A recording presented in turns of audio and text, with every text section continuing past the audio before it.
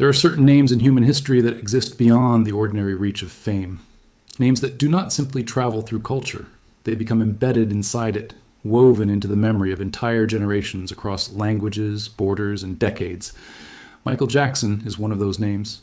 The King of Pop. A performer whose vocal range could reach places inside the human heart that most artists never find. A dancer whose body seemed to operate by different rules than the rest of us. An image that became the most beloved and scrutinized face. But what the world believed it understood about Michael Jackson was only a fraction of the actual story. It was not hidden in any archive.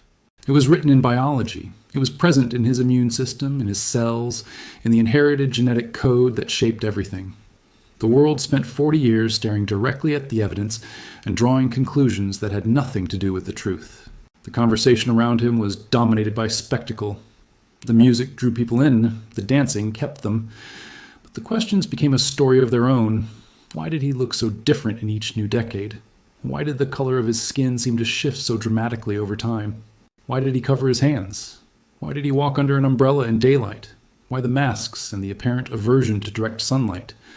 The public built an alternative biography, the idea that Michael Jackson was engaged in some kind of deliberate, psychologically disturbed transformation of his appearance, that he was erasing himself, that he was running from his identity.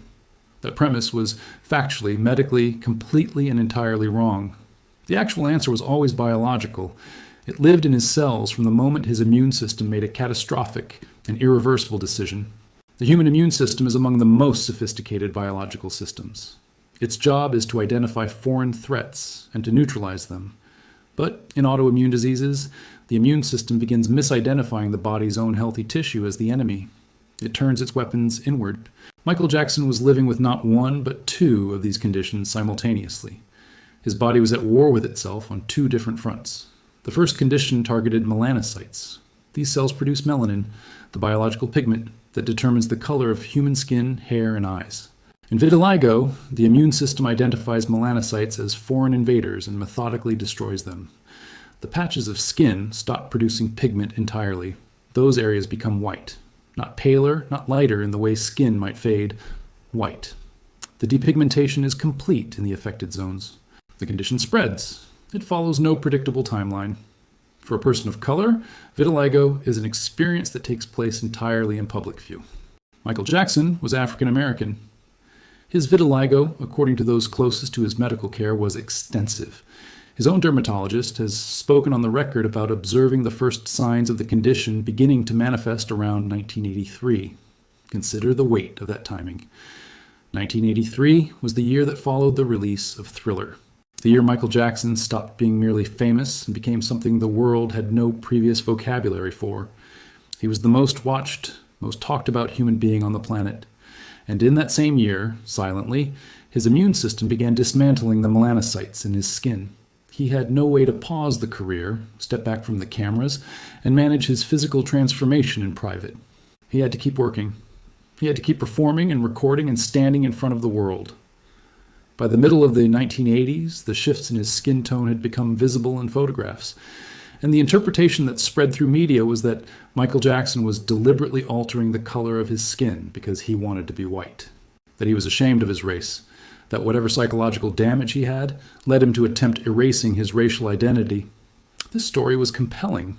It was emotionally satisfying in a certain ugly way. And it was not true.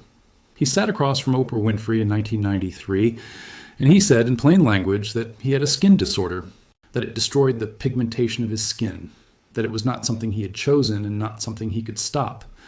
Layered onto the vitiligo was a second autoimmune condition. Michael Jackson carried a diagnosis of discoid lupus erythematosus. Lupus in this form creates inflammation, scarring, and extreme vulnerability to ultraviolet light. He was, in medical terms, someone who needed to avoid sunlight as actively and completely as possible. The umbrella he carried, the surgical masks, the single white glove, every single one of these was a rational medical response. The umbrella was sun protection for skin that had no melanin left to protect it. The masks were protection for a face scarred by lupus. These were the choices of someone managing serious chronic illness. They were not the choices of someone who had lost his mind. A topical medication called monobenzone was documented. This drug is used specifically in cases of extensive vitiligo. It is not a product designed to make a person look lighter for cosmetic purposes. It is a prescription dermatological treatment. The official autopsy report following his death in 2009 documented the physical evidence of vitiligo explicitly. His skin was the way it was because of a disease. The record is closed on this question. The biological story of Michael Jackson does not end with his immune system. His DNA carries the compressed history of a family, origins traced back through one of the most consequential and most painful migrations in human history. Genetic genealogists found a profile reflecting the complexity that defines most African American lineages. The Y chromosome analysis reveals a heritage shaped by West and Central African origins. This is consistent with the ancestry of the vast majority of African Americans, whose lines trace back to communities taken during the transatlantic slave trade. But researchers also found evidence of European ancestry on the paternal line, traceable to an ancestor of French origin several generations back. This discovery is not unusual. The history of slavery in the United States created a genetic landscape of forced mixing. European ancestry was, in the overwhelming majority of cases, the product of violence, exploitation, and a system built on the denial of bodily autonomy. Michael Joseph Jackson was born in August of 1958 in Gary, Indiana. He was the seventh of 10 children. The household functioned under the strict authority of his father, Joseph Jackson, who pushed his children toward musical achievement. Michael would later describe this discipline as crossing into cruelty. His mother, Catherine, provided the counterweight. She was patient and religious. Michael was on a professional stage before most children had started school. He was the lead voice for the Jackson 5 by age 8. He demonstrated a natural musical intelligence that left experienced producers struggling for comparison. It was categorically uncommon. A child performing with the emotional conviction of a seasoned adult. A voice that seemed to understand things most spend a lifetime learning. But the same openness that made him extraordinary made him profoundly exposed. Severe psychological stress can trigger autoimmune responses. The stress itself does not create conditions like vitiligo or lupus, but in a body genetically inclined, it can act as the catalyst. Michael lived under the weight of performing at the highest level of public expectation, while carrying the financial future of an entire family. By the mid-20s, he was the most recognized human on the planet. The global demand for his image and time was relentless. He had not experienced a private life since before he could form clear memories. That state of hypervigilance has documented effects on immune function. The body, unable to find relief from a threat environment that never switches off, begins to respond in ways that are self-destructive. He built Neverland Ranch as a place where he could attempt to reconstruct something of what had been taken from him. The rides, the animals, these were the expressions of a man who spent his childhood as a professional, trying to understand what he missed. His immune system reflected everything he carried. The vitiligo kept spreading. The lupus kept working on his face. His body, which had given the world so much, was slowly and visibly failing in ways that the public witnessed daily but rarely understood. When he died in June 2009, the autopsy confirmed the vitiligo. Medical records that emerged in the aftermath confirmed the lupus. The cause of death was an overdose of an anesthetic agent, propofol, being administered to him as a sleep aid. His system had been so chronically depleted and worn down by decades of relentless output that natural sleep had become inaccessible to him. The medication that killed him was not evidence of recklessness. It was evidence of how far past his natural limits his body had been pushed. He was preparing to return to the stage for a major comeback in London. His body was not capable of sustaining his ambition. The thing that finally broke him was the same thing that had driven him to every height, the inability to stop. What Michael Jackson's biological record reveals is a portrait of a human being whose gifts and suffering came from the same source. His immune system was too reactive. His nervous system was too sensitive. His capacity for feeling was too open. These qualities produced music and performance that remain irreplaceable. They also produced a body that had no adequate defense against the world. He carried the genetic history of a family that survived the Middle Passage, slavery and systemic disenfranchisement, rebuilding a legacy from fragments. The autoimmune diseases that his body developed did not appear in a vacuum. Research on epigenetics suggests trauma can be transmitted across generations. Michael Jackson was not far removed from that history. His father's generation grew up under Jim Crow. The stress carried in a family does not simply vanish when a child becomes famous. It lives in the body. It shapes the biology. The world asked the wrong questions for 40 years. It asked what he was hiding when his body was displaying everything openly. The answer was sitting in plain sight in every medical record, every physician's statement, and every word that came out of his mouth. He told the truth repeatedly and was not believed because the truth was less interesting than the alternative. The vitiligo was real. The lupus was real. The monobenzone was treatment, not vanity. The umbrella was medicine, not theater. What his DNA carried was not a secret. It was a history of a people, a family, and the cost of becoming. Researchers have made progress in identifying the markers that make individuals more vulnerable to vitiligo. This predisposition is not random. The immune system's tendency to treat the body's own tissue as a foreign target is inherited, just like eye color or bone structure. The genetic blueprint that made his immune system reactive was assembled long before he was born in the bodies of his ancestors.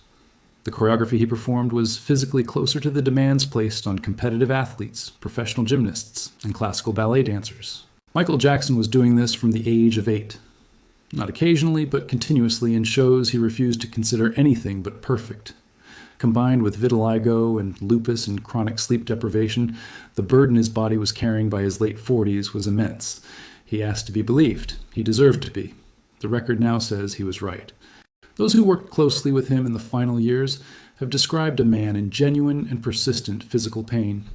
He developed a complicated relationship with medications used to manage it. This pattern is common in physically demanding professional environments. The body accumulates damage. Pain management becomes a necessity rather than a choice. The line between treatment and dependency blurs. The systems around him did not address this because his performance was commercially valuable. Michael Jackson was worth enormous amounts of money. The incentive structures were not organized around his health. They were organized around his output. The "This Is It" rehearsals represent a collision. The footage from those rehearsals tells its own story. You can see something in him that is both extraordinary and heartbreaking. The ability was still there. The instinct for performance, the precision of movement, and the command of space were all still present. But you can also see a man running on empty, reaching deep into reserves that should not have been in use. He died before a single concert took place. The medication was used because his body had forgotten how to reach sleep naturally. That is what decades of chronic stress and chronic pain do to a human nervous system. They erode the basic functions. The medical record, when read as a complete document, is a portrait of remarkable coherence. Nothing about his story is accidental. The vitiligo explains the skin, the lupus explains the masks and the umbrella and the sensitivity to sunlight. The autoimmune connection to chronic stress explains the timing of the disease, onset relative to the peak period of pressure. The epigenetic connection to generational trauma contextualizes the immune vulnerability within a family history shaped by enormous physiological demands. He was the product of a community that responded to being stripped of recognition by creating vital and enduring art forms. The blues, gospel, jazz, and soul were technologies of survival, ways of carrying pain through sound until it became bearable. Michael was the inheritor of that tradition. It moved through his family and into him in a concentration that was genuinely unusual. The physical expressiveness translated feeling into movement, bypassing language, and communicating directly to the part of the brain that recognizes truth. The mind that conceived Thriller redefined what a music video could be and what popular music could demand from its audience. His DNA was not hiding a secret. It was storing a history of resilience and creativity that is central to the modern world. The argument that his appearance made him less black was built on a false premise. Identity is not skin deep. Identity lives in what a person knows about where they came from. Michael knew exactly where he came from. What the world mistook for a rejection of his heritage was actually a body fighting a disease. The two were never the same. He contained within his biology the compressed story of something much larger than a single life. The DNA was a record waiting to be read. The story the world told about his body was wrong. The story Michael told about his own body was right. He just needed the world to catch up.